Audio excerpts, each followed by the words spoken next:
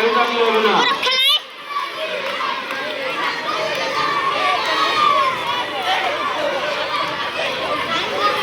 একটু হাতে চালিয়ে দাও, হাতে চালিয়ে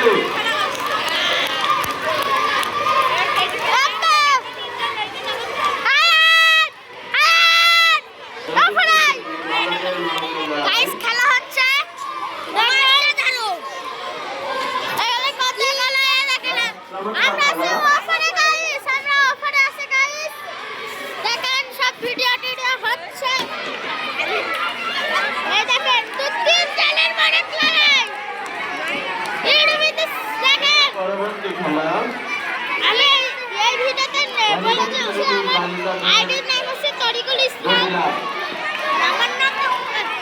মাঠের বাম পাশে